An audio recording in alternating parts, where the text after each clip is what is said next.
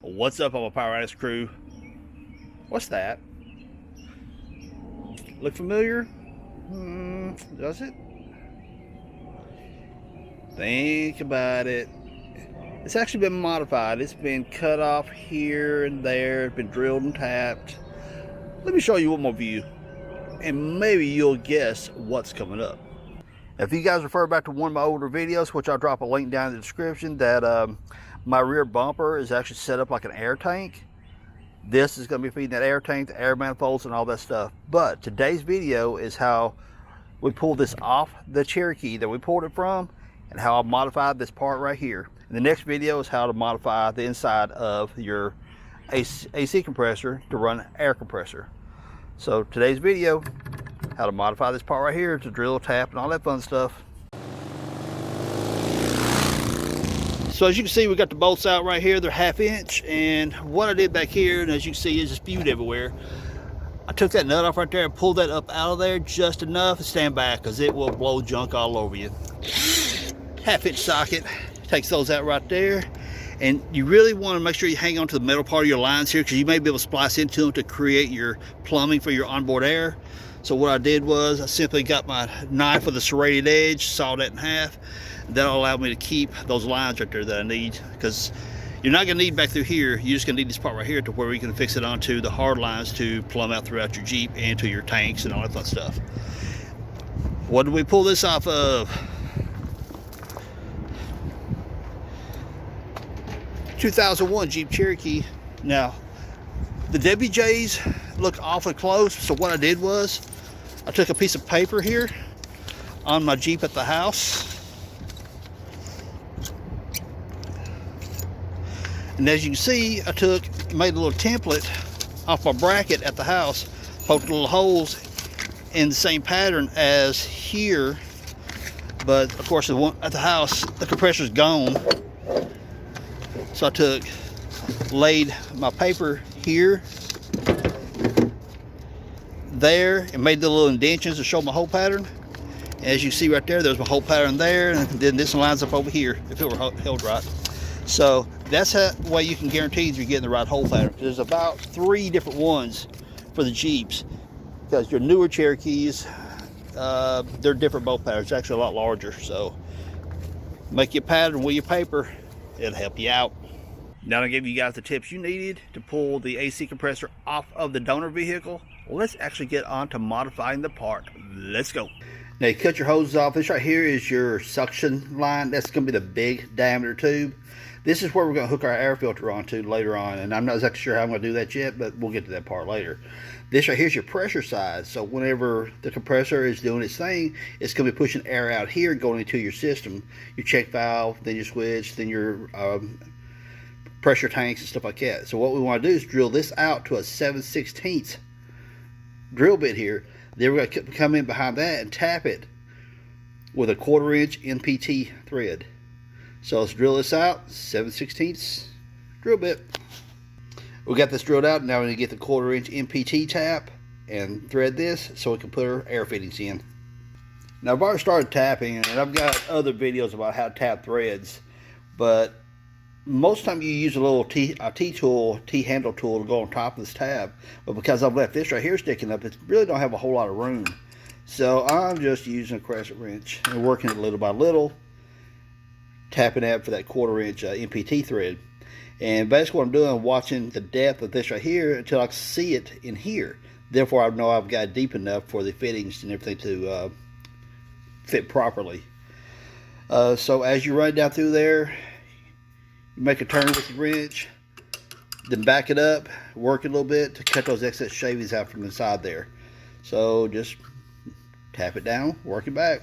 If you guys want to see videos on how to tap threads, I'll link it up so you guys can see where I was working on a rust bucket and tapping some threads into it.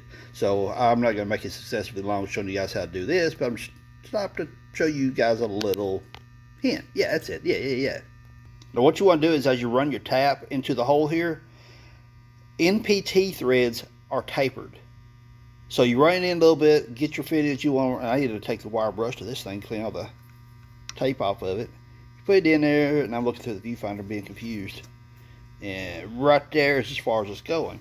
Why? Because again, like I said, pipe thread tapers. So you got to keep running your tap down through there till you get at least about half of your thread engagement down inside there. You don't want the whole thread engagement. You just want about a half of it. That'll give you enough to get good thread seal.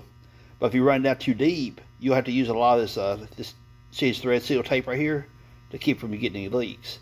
So keep tapping it until you get about half of your thread engagement down inside there.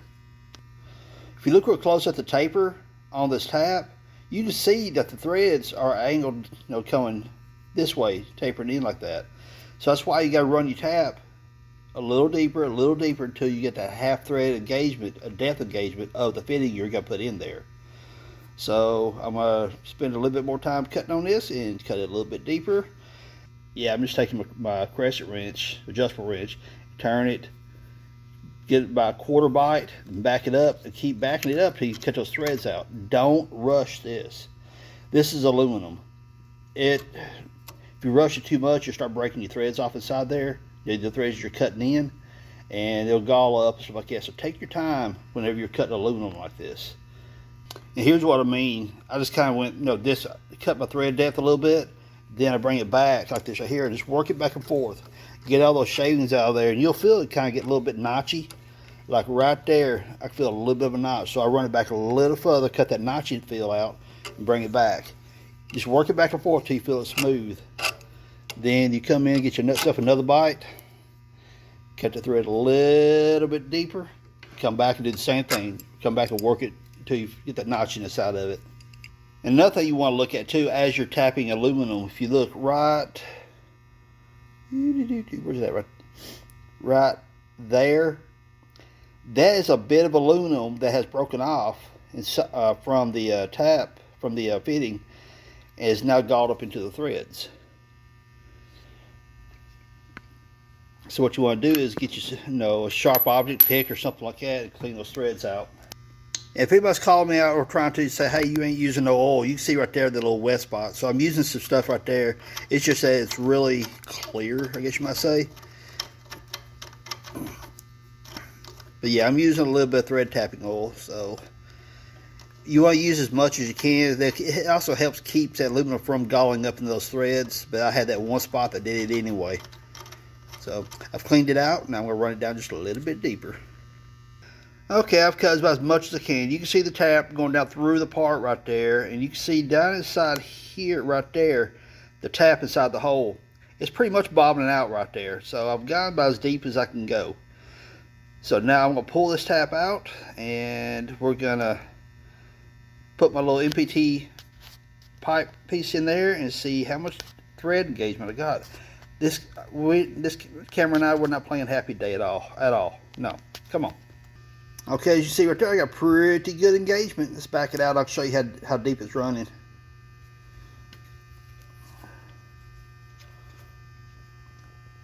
This thing is wanting to focus on everything but what I need.